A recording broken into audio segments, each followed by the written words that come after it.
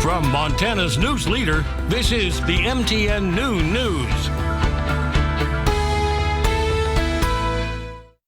Good Thursday afternoon. Thanks for joining us. I'm Jeanelle Slade. Well, there's a new twist when it comes to drawing new congressional district lines here in Montana. We'll get to that story in a moment. But first, 4 people are recovering after a stabbing rampage at a Billings restaurant. Here's today's leading look. Police say 21-year-old Brandon Bird was fired from the restaurant just hours before the attack. Police say he entered the business, walked into the kitchen, grabbed 2 big knives. He then allegedly stabbed 2 employees in the neck, slashing a 3rd on the arm and cutting a 4th on the finger. Bird is currently in police custody.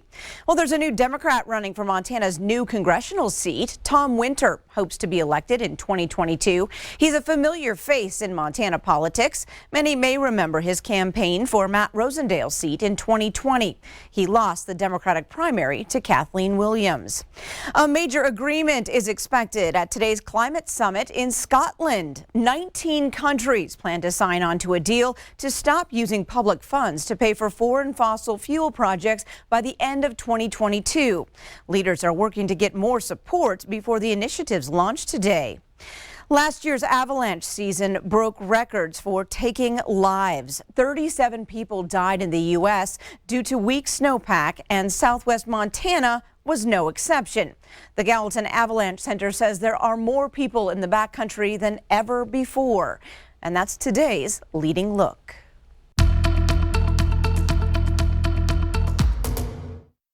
Well, happy Thursday, everybody. The latest drought monitor has come out, and it's not good news. Now, for most of the region, we've remained unchanged. It means we haven't gotten worse.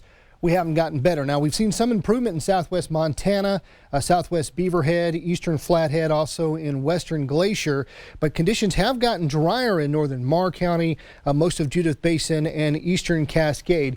Will we see some relief? Now, we do have several waves of moisture coming out of the Pacific. There's round number 1, and we've got at least 2 more on the back end of that. The question is, will this moisture hold on long enough to come into the area and give us some of that much needed rain?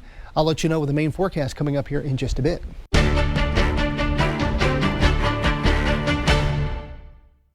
To examine how these new districts might play out politically, we looked at actual voting in past elections in these proposed districts.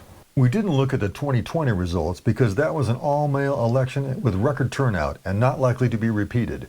Instead, we examined most of the top statewide contests from 2016 and the 2018 U.S. Senate and House races. But we focused particularly on 2 races that may be comparable to what we could see in the 2022 congressional contests. The 2016 race for state auditor between Republican Matt Rosendale and Democrat Jesse Lazovich, 2 men not especially well known but who'd run for statewide office before and who were running for an open seat, and the 2018 race for Congress between first-time incumbent Republican Greg Gianforte and Democratic challenger Kathleen Williams. In the new Western District proposed by Democrats, which would include the cities of Missoula, Kalispell, Butte, Helena, and Bozeman, Lazovich would have beaten Rosendale by 4 points, and Williams would have defeated Gianforte by 7 points.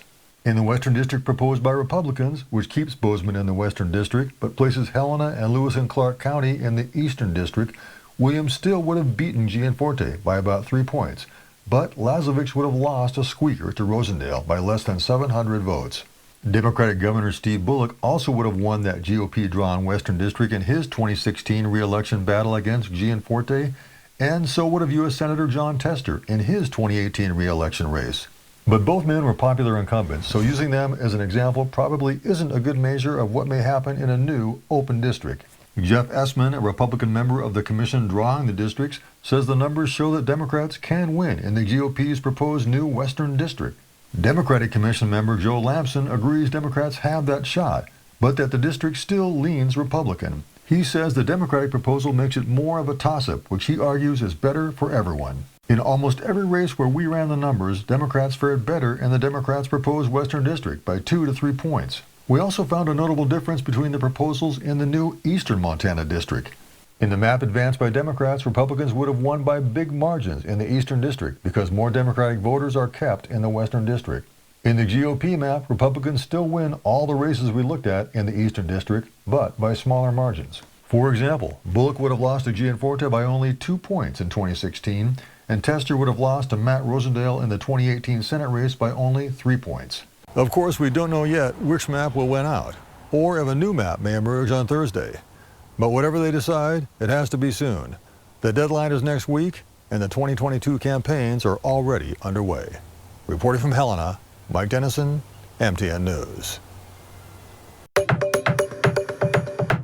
Airports and airlines are gearing up for a busy holiday season, but they're still dealing with a shortage of pilots, flight attendants, and TSA agents.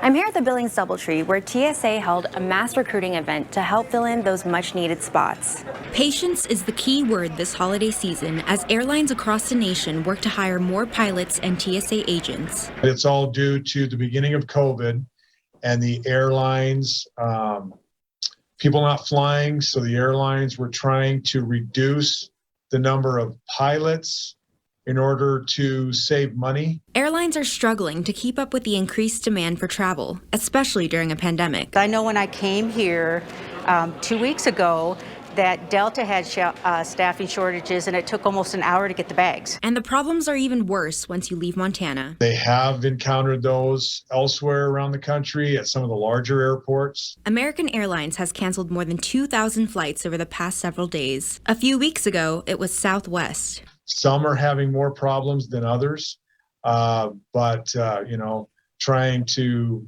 get as many pilots, probably trying to entice them to rehires and just looking at different options. And TSA is dealing with its own staffing problems. Many agents are quitting because of vaccine requirements. One reason, the agency held this mass recruiting event in Billings this afternoon. We're always trying to hire. I think we're okay now, but we're hiring in preparation for the holidays coming up, and of course next summer. The summers are very busy in Montana. And with the holidays coming up, airlines and TSA have been proactive in making sure travelers aren't affected. But passengers like Bev Durgan know that's just part of traveling in today's COVID world. If you're expecting things to go as smoothly as maybe they used to, it's just not going to happen. You just have to have patience because there's really nothing else you can do.